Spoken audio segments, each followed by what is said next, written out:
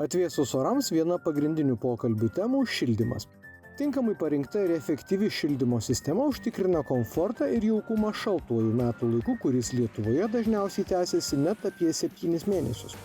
Klausėme ekspertų, kokia šildymo sistema geriausiai tiktų senesnės statybos namuose, kurių mūsų krašte yra tikrai daug. Ir kodėl vienas ir tas pats būdas netinka visiems namams šildyti. Balionų šildymo sistema yra dažnas pasirinkimas senesnės statybos ir renovuotose namuose. Dėl to, kad yra paprastas įrengimas, lengvas pritaikomumas ir dažniausiai tinka jau prie esamos santechninės namo dalies. Dažnai klientų sulaukiam klausimo, ar gal statytis oras vanduo šilumos siurblius, ar čia dujas, kas yra geriau, ką pasirinkti. Tai neretai nuvykęs vadybininkas pas klientą į namus, išklausęs kliento norus, pageidavimus ir praktiškai pasirinkimą jau buvo oras vanduo šilumos siurblys, bet realiai, kada įvertini namo visą techninę būklę, šilumos sandarumą ir visą santechninę namo dalį, sprendimas būna pakeičiamas būtent į dujų balionų sistemą. Nes nepaslaptis, kad senesnės statybos namuose dažnai yra aukšto temperatūriai radiatoriai, taip pat būna ir šildomos grindys, bet reikalinga šildymo sistema, kuri galėtų pakelti aukštą termofikato temperatūrą, kad tinkamai užšildytų visus namus.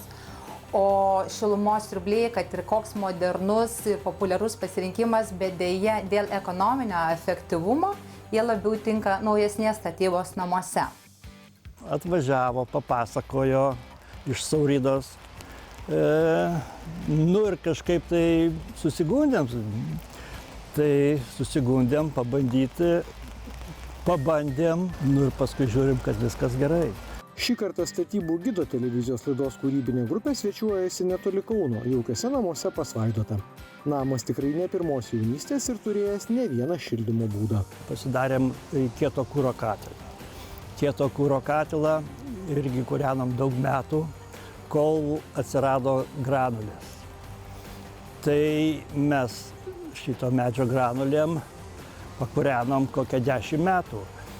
Buvo viskas gerai ir dabar turim šitas granulės. Ir tikrai mes jas panaudojam, kai būna lauke kokia jau nuo 10 dieną naktį šalčio. Tai jom apsimoka mums geriau. O kai dujom ir kai šitoks oras, kai dabar, pliusinis visas, tikrai nėra ką rinktis daugiau, tikrai yra ir finansinių atžvilgių nenusileidžia granulėm.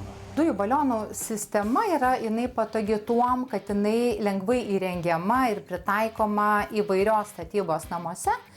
Ir dažnai jinai yra pakeičiama prieš tai buvęs granulinis ar kieto kuro katilas.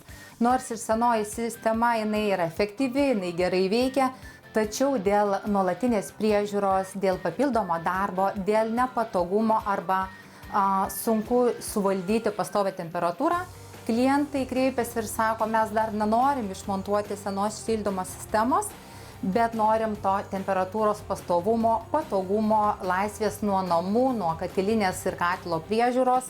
Kokia būtų alternatyva? Tai būtent čia ir yra dujų balionų sistema ir dujinis katilas, kuris puikiai tinka prie esamos šildymo sistemos, nedemontuojant ir paliekant veikiantį seną kieto kuro katilą, o taip pat įjungiant ir naują automatizuotą dujų balionų sistemą. Ir klientas laisvas rinktis, jeigu jisai turi kieto kuro likutį, nori šiek tiek pakombinuoti, sukūrenti, jisai pilnai naudoja savo esamą kieto kuro sistemą, o kada norisi komforto, patogumo, ryte nešokti iš lovos ir nebėgti į katilinę, jisai tiesiog užsistato automatizuotai veikiančią Saurida šildymo sistemą ir mėgaujasi šiltais ir komfortiškais namais. Pasak pašnekovų, šis šildymo būdas pasirodo patrauklus pasirinkimas net ir tuose namuose, kur naujai sistemai vietos rodos ir nėra. Tačiau sprendimas visada yra. Patrauklaus dizaino kompaktiškas dujų katilas vietą gali atrasti net ir virtuvėje. Nemaišo, pasakoja laidos herojus ir džiaugiasi visada pastovia vidaus patalpų temperatūra ir šiltais namais.